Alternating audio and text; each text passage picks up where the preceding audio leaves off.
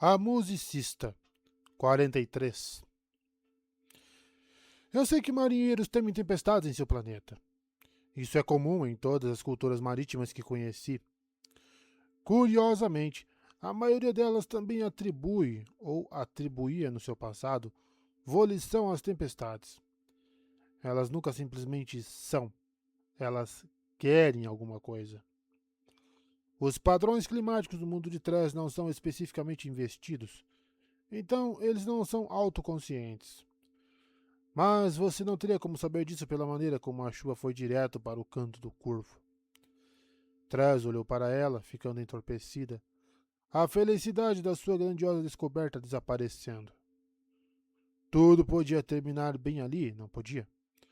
Todos seus esforços, suas preparações, podiam simplesmente chegar ao fim.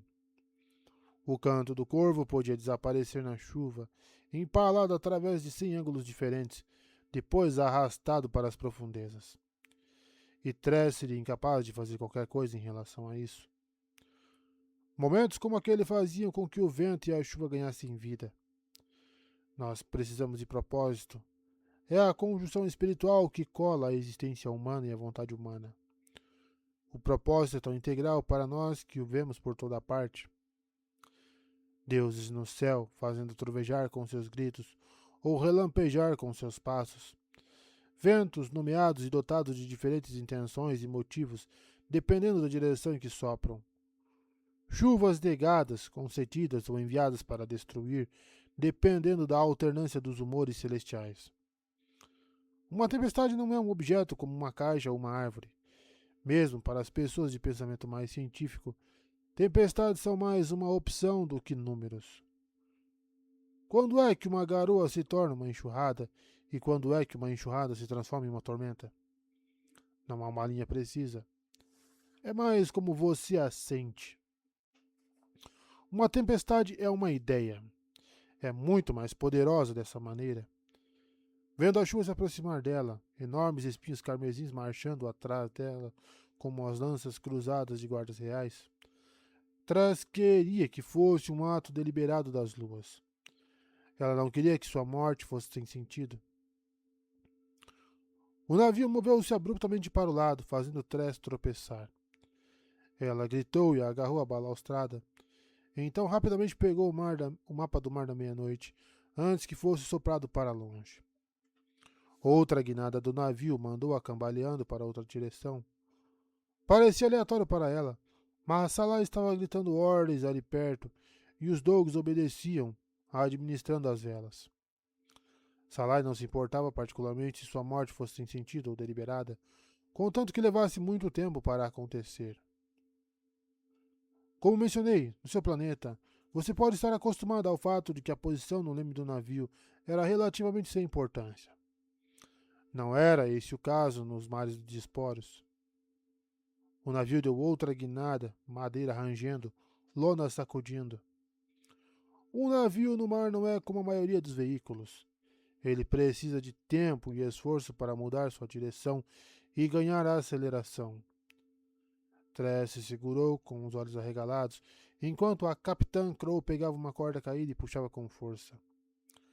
Até ela obedecia às ordens de Salai naquele momento. Ali perto, 3 dogos correram até ao leme, ajudando Salai a empurrá-la para o lado, submetendo centenas de toneladas de madeira à sua vontade. O canto do corvo guinou para o lado na linha da chuva, passando tão perto da parede de éter que algumas das lanças carmesins arranharam o casco. Salai gritou para os marinheiros para que firmassem o navio e o desacelerassem, por um motivo que Tress não entendeu, até ver que os gigantes emaranhados de espinhos entrelaçados estavam afundando.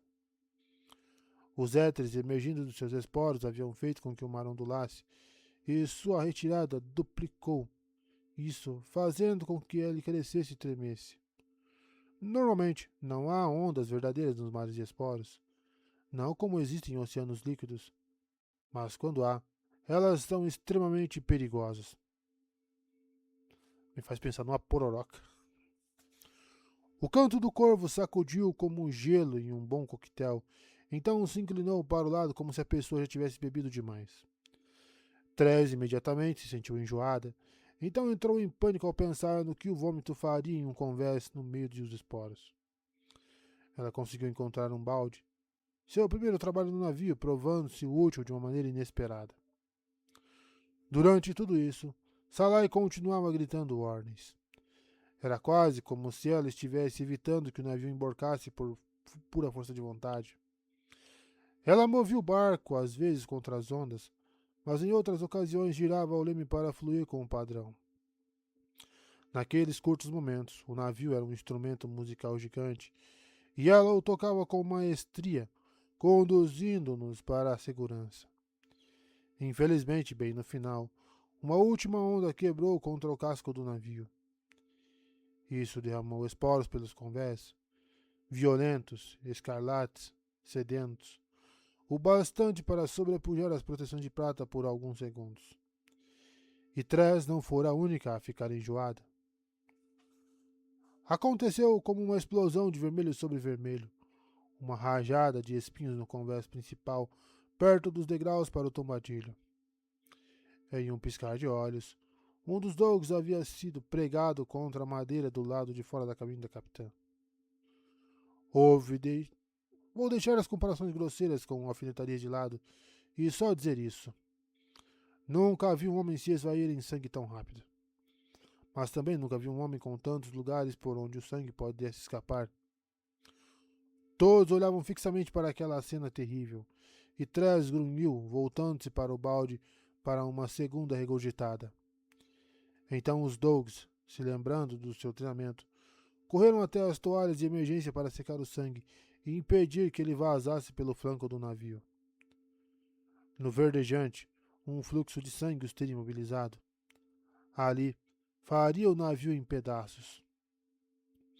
Felizmente, os navios nos mares de esporos são construídos para evitar isso, com todas as juntas vedadas com betume e seladas. A prata, eventualmente, faz seu trabalho, e todo mundo caminhou sobre os esporos mortos e cinzentos, esmagando-os contra a madeira. No meio daquela cena horrível, o navio parou. A calmaria havia chegado. Admito que mesmo agora sinto-me desconfortável em relação a esses dias cruzando o Carmesim. Conheço a cosmologia e o arcano do planeta de Therese muito bem, e estou certo de que nenhuma entidade dirige suas tempestades. E ainda assim, saber nem sempre é acreditar. As duas luzes de nós do convés se viraram como um só, para assistir as chuvas guinarem e inexplicavelmente virem para cima de nós novamente. Implacáveis. Água na frente levando a explosão de violentos éteres atrás, com a largura de 3 navios, um ao lado do outro. Uma tempestade é uma coisa viva, mesmo quando não é especificamente investida. Porque vida, como um conceito, é uma construção humana. Nós a definimos. A natureza não se importa. Ela vê tudo como um processo químico. Ela não dá a mínima se um monte de carbono, hidrogênio e oxigênio resolveram um dia que preferiam se sentar em um sofá do que um banco. Portanto, alguma coisa vive se nós decidimos que ela viva. Para nós, naquele navio, naquele dia, as chuvas eram vivas. Elas precisavam ser. E tenho como certo que Therese ficou abalada não só física como emocionalmente, quando levantou a cabeça do balde para ver a chuva vindo novamente. A capitã Crow nada podia fazer. Nem mesmo Salai podia salvar o navio durante a calmaria. A linha d'água não nos atingiu por algumas centenas de metros. O que parecera, aos nossos olhos horrorizados, uma tentativa direta de nos matar, fora, em vez disso, puro acaso. Então assistimos enquanto a chuva desaparecia ao longe, deixando uma persistente muralha de espinhos vermelhos. Eles formavam uma barricada muito alta, que só afundaria quando a ebulição recomeçasse. A chuva dançou em círculos ao longe, depois desapareceu. Um Deus caprichoso debochando de nós? Um processo natural que só possuía autonomia para nossos cérebros porque eles buscavam padrões, significado e volição? Eu sei no que acreditei naquele dia.